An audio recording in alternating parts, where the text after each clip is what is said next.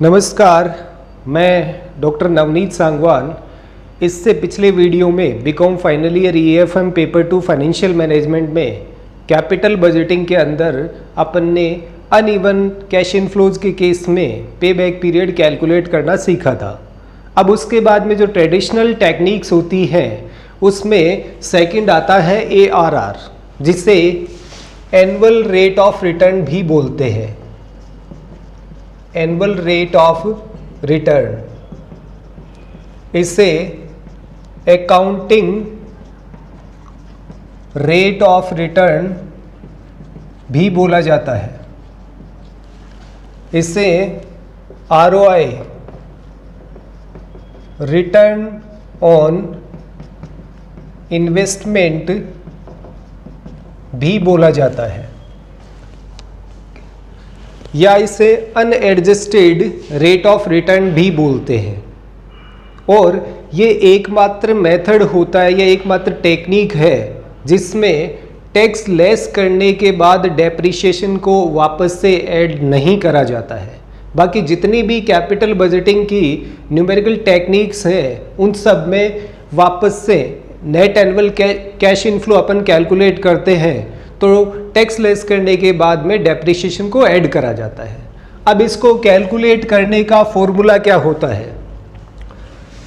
Average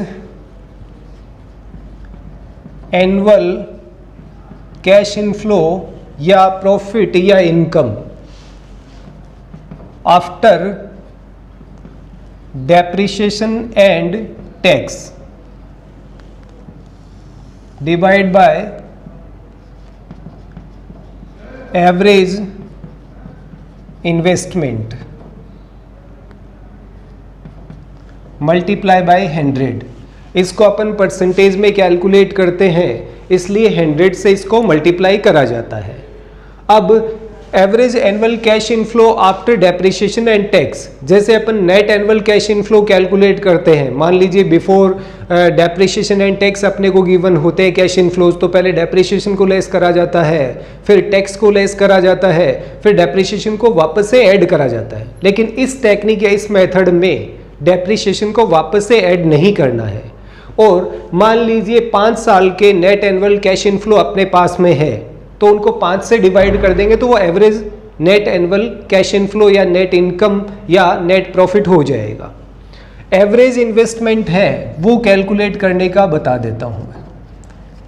average investment ये होता है 1/2, फिर इसमें इनिशियल इन्वेस्टमेंट प्लस स्क्रैप, और अगर वर्किंग कैपिटल है तो उसको भी इसमें ऐड कर दिया जाता है। उससे अपन एवरेज इन्वेस्टमेंट को कैलकुलेट कर पाते हैं। अब एक छोटा सा क्वेश्चन ले रहा हूं जो अग्रवाल एंड अग्रवाल RBD की बुक में अनसोल्ड क्वेश्चन नंबर 6 है, उसको यहाँ पे सोल्व करवा रहा हूँ। उसके डेटा आपको कुछ इस टाइप से गिवन है कि इनिशियल इन्वेस्टमेंट है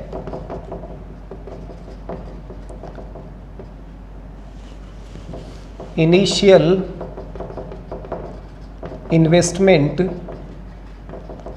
या कॉस्ट ऑफ द प्रोजेक्ट है वो ₹25,000 है, 25,000 रुपये। फिर इसमें स्क्रैप वैल्यू भी आपको दे रखा है ₹5,000, और लाइफ ऑफ प्रोजेक्ट है वो 5 इयर्स है। प्रोजेक्ट या मशीन जो भी इसको आप अज्यूम करें, 5 साल उसकी लाइफ है, स्क्रैप वैल्यू 5,000 है और इनिशियल इन्वेस्टमेंट है वो 25,000 है। टैक्स रेट 50% है, यानी जो भी प्रॉफिट है उस पर 50% टैक्स है वो चार्ज किया जाता है।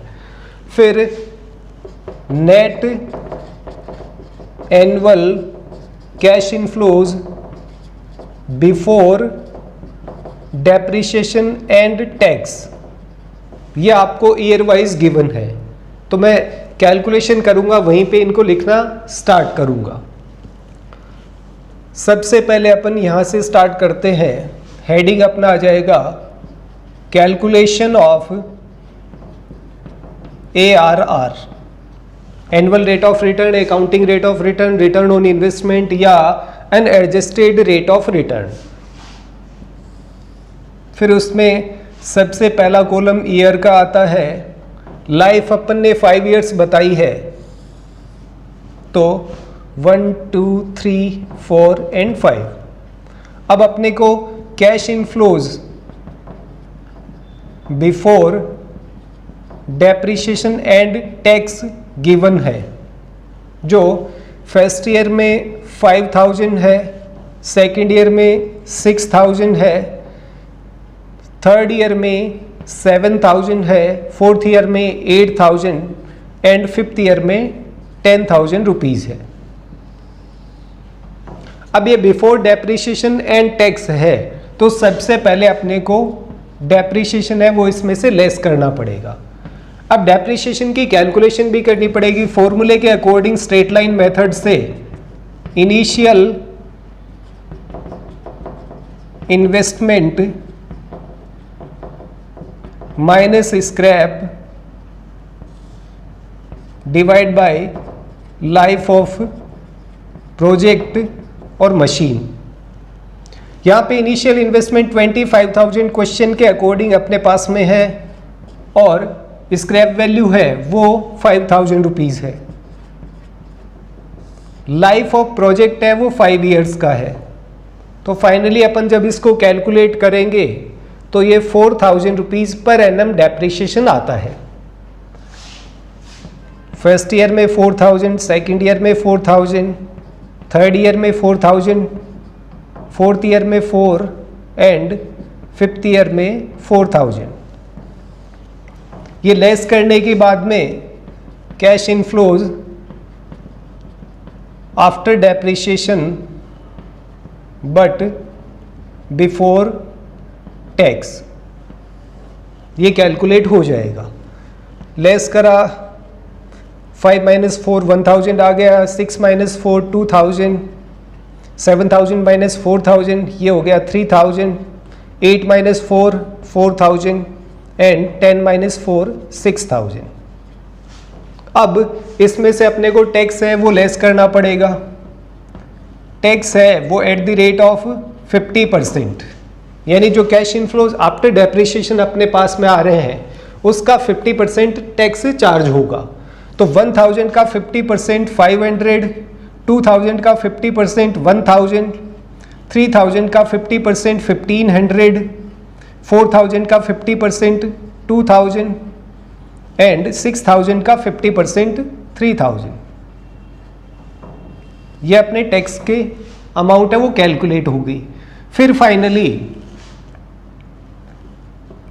Cash inflows after depreciation and tax, तो जहाँ पे 50% की रेट होती है सेम अमाउंट आपकी रिपीट होती है। अब इसे ऐसे समझ में नहीं आया, तो ये कॉलम नंबर 1 ये 2 हो गया, ये 3 है, जो ये 4 अपन कैलकुलेट कर रहे हैं तो ये होता है 2 - 3। फिर ये कॉलम नंबर 5 हो गया। अब कॉलम नंबर 6 अपन कैलकुलेट करेंगे तो वो हो जाएगा 4 - 5, यानी कॉलम नंबर 4 - 5। तो 1000 - 500 500 आ गया, 2 - 1 1000, 3 - 1500 अगेन 1500, 4000 - 2000 2000, 6000 - 3000 इज इक्वल्स टू 3000। अब इनका यहाँ पे टोटल है वो कर लिया जाए, तो अपन टोटल करते हैं 3 + 2 5000, 6 7 8000, टोटल इसका 8000 आ रहा है। 3 + 2 5, 2 7 1 8, ठीक है। अब अपन फॉर्मूले के अकॉर्डिंग इसकी वैल्यूज हैं वो यहाँ पे अप्लाई करेंगे, यानी ARR अपने को कैलकुलेट करना है। ये तो total cash inflows in life हो गया। अब इसको एवरेज करना है तो 8000 डिवाइड बाई 5, ये इसका एवरेज आ जाएगा। फिर डिवाइड बाय एवरेज इन्वेस्टमेंट, और एवरेज इन्वेस्टमेंट का फॉर्मूला 1/2 बताया था, initial investment plus scrap. 1/2 initial investment है वो 25,000 रुपये है, इसमें 5,000 रुपये हैं वो स्क्रैप वाले ऐड करने हैं, मल्टीप्लाई बाय 100। फर्दर इसे सोल्व करोगे तो ये आएगा 1600 और इसका आता है 15,000 और मल्टीप्लाई बाय 100। फाइनली आप इसे सोल्व करते हैं तो इसका आंसर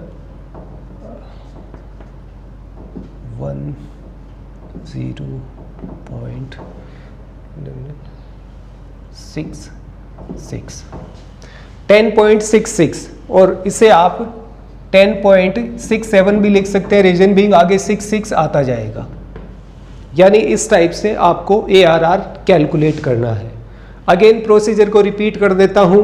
सबसे पहले फॉर्मूला आता है एवरेज के अकॉर्डिंग अगर आपने को कैलकुलेट करना है तो एवरेज एनुअल कैश इनफ्लो या एवरेज प्रॉफिट या average income after depreciation and tax divide by average investment multiply by 100, ये इसका फॉर्मूला होता है। पहले की तरह वापस से रिपीट कर रहा हूं, ये single technique of capital budgeting होती है जिसमें डेप्रिसिएशन को टैक्स लेस करने के बाद कैश इनफ्लोज में वापस ऐड नहीं करा जाता है फॉर्मूले के अकॉर्डिंग। बाकी जितनी भी आपकी टेक्निक्स आएंगी या आई हैं, जैसे पे बैक पीरियड हो गया, NPV, PI, IRR, उन सब में वापस से डेप्रिसिएशन को ऐड करा जाता है। तो सबसे पहले अपने जो डिटेल्स अवेलेबल है उसके according cash inflows before depreciation and tax अपन ने लिखा, फिर उसमें से डेप्रिसिएशन कैलकुलेट करा, लेस करने के बाद अमाउंट आई, फिर उसमें से टैक्स को लेस करा गया और फाइनली जो after depreciation and tax annual cash inflows आते हैं उसका टोटल करा, फिर एवरेज करने के लिए उसको 5 से डिवाइड करा। ऐसे ही एवरेज इन्वेस्टमेंट है वो initial investment plus scrap value दोनों को ऐड करा, डिवाइड बाय 2 करा तो वो एवरेज हो गया और फाइनली अपन इसे कैलकुलेट करते हैं तो आंसर आता है 10.67। अब इसमें फर्दर मेरी एक्सपेक्टेशन ये है कि एक बार इस प्रोसीजर को आप देखें, समझ में आए, फिर उसके अकॉर्डिंग बुक में से अनसोल्व्ड क्वेश्चंस हैं उनको सॉल्व करके देखें। तो आज के इस वीडियो में इतना ही। Thank you. जय हिंद, जय भारत।